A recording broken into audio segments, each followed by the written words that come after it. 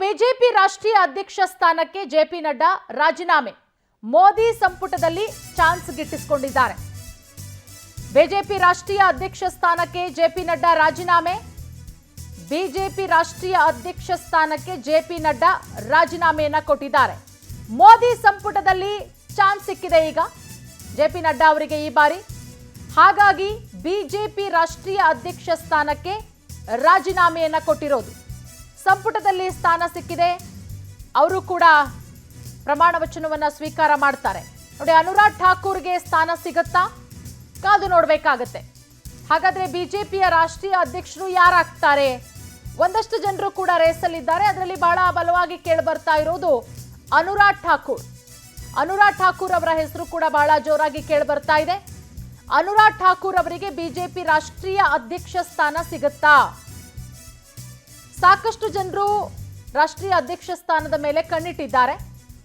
ಯಾಕಂದ್ರೆ ಜೆಪಿ ನಡ್ಡಾ ಅವರ ರಾಜೀನಾಮೆಯ ಬಳಿಕ ತೆರವಾದಂತಹ ಸ್ಥಾನಕ್ಕೆ ಯಾರು? ಜೆಪಿ ನಡ್ಡಾ ಅವರಿಗೆ ಸಂಪುಟದಲ್ಲಿ ಸ್ಥಾನ ಸಿಕ್ಕಿದೆ. ಅವರು ಸಚಿವರಾಗಿ ಪ್ರಮಾಣ ವಚನವನ್ನ ಸ್ವೀಕಾರ ಮಾಡ್ತಾ ಇದ್ದಾರೆ. ಹಾಗಾಗಿ ಯಾರಾಗ್ತಾರೆ ಬಿಜೆಪಿ ರಾಷ್ಟ್ರೀಯ ಅಧ್ಯಕ್ಷ? ಅನುರಾಗ್ ಠಾಕೂರ್ ಅವರ ಹೆಸರು ಬಹಳ ಜೋರಾಗಿ ಕೇಳಿ ಬರ್ತಾ ಇರೋದು. ಹಾಗಾಗಿ ಕಾದು ನೋಡೋಣ, ಅನುರಾಗ್ ಠಾಕೂರ್ ಅವರಿಗೆ ಏನಾದರೂ ಬಿಜೆಪಿ ರಾಷ್ಟ್ರೀಯ ಅಧ್ಯಕ್ಷ ಸ್ಥಾನ ಸಿಗುತ್ತಾ ಹೇಗೆ ಅಂತ ಹೇಳಿ. ಏನೇನೋ ಕೆಲವೇ ಹೊತ್ತಿನಲ್ಲಿ ಪದಗ್ರಹಣ ಕಾರ್ಯಕ್ರಮ ಕೂಡ ಆರಂಭ ಆಗುತ್ತೆ. ಎಲ್ಲ ರೀತಿಯ ಸಿದ್ಧತೆಗಳಾಗಿದೆ. ಈಗ ಅಲ್ಲಿ ಸೆಕ್ಯೂರಿಟಿಯನ್ನು ಕೂಡ ಪರಿಶೀಲನೆ ಮಾಡಲಾಗ್ತಾ ಇದೆ. ಮತ್ತೊಂದು ಕಡೆ ಖಾತೆ ಹಂಚಿಕೆಯ ಸರ್ಕಸ್ಸು. ಅದೆಲ್ಲದರ ನಡುವೆ ಈಗ ಜೆಪಿ ನಡ್ಡಾ ಅವರು ರಾಜೀನಾಮೆ ಕೊಟ್ಟಿದ್ದಾರೆ. ಯಾಕಂದರೆ ಮೋದಿ ಸಂಪುಟದಲ್ಲಿ ಅವರಿಗೆ ಸಚಿವ ಸ್ಥಾನ ಸಿಗ್ತಾ ಇದೆ. ಆ ಕಾರಣದಿಂದ ಜೆಪಿ ನಡ್ಡಾ ಅವರು ತಮ್ಮ ಬಿಜೆಪಿ ರಾಷ್ಟ್ರೀಯ ಅಧ್ಯಕ್ಷ ಸ್ಥಾನಕ್ಕೆ ರಾಜೀನಾಮೆಯನ್ನು ಕೊಟ್ಟಿರೋದು. ಈಗ ತೆರವಾದಂತಹ ಈ ಸ್ಥಾನಕ್ಕೆ ಒಂದಷ್ಟು ಜನರು ರೇಸಲ್ಲಿದ್ದಾರೆ. ಒಂದಷ್ಟು ಜನರ ಹೆಸರುಗಳು ಕೂಡ ಬಹಳ ಜೋರಾಗಿ ಕೇಳಿ ಬರ್ತಾ ಇದೆ.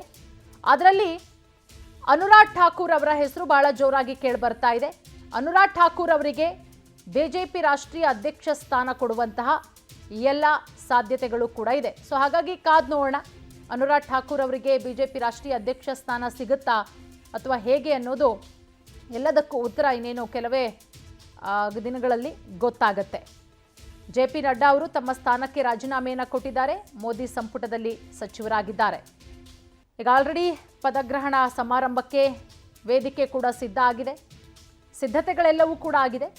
ಸೆಕ್ಯೂರಿಟಿಯನ್ನು ಅಲ್ಲಿ ಪರಿಶೀಲನೆ ಕೂಡ ಮಾಡಲಾಗ್ತಾ ಇದೆ. ಮತ್ತೊಂದು ಕಡೆ ಕಾರ್ಯಕ್ರಮಕ್ಕೆ ಗಣ್ಯಾತಿ ಗಣ್ಯರ ಆಗಮನ ಕೂಡ ಆಗ್ತಾ ಇದೆ. ಬೇರೆ ಬೇರೆ ದೇಶದ ಪ್ರಧಾನಿಗಳಿಗೂ ಕೂಡ ಆಹ್ವಾನ ಕೊಟ್ಟಿರೋದ್ರಿಂದ ಬೇರೆ ಬೇರೆ ದೇಶದ ಪ್ರಧಾನಿಗಳು ಕೂಡ ಕಾರ್ಯಕ್ರಮಕ್ಕೆ ಬರ್ತಾ ಇದ್ದಾರೆ.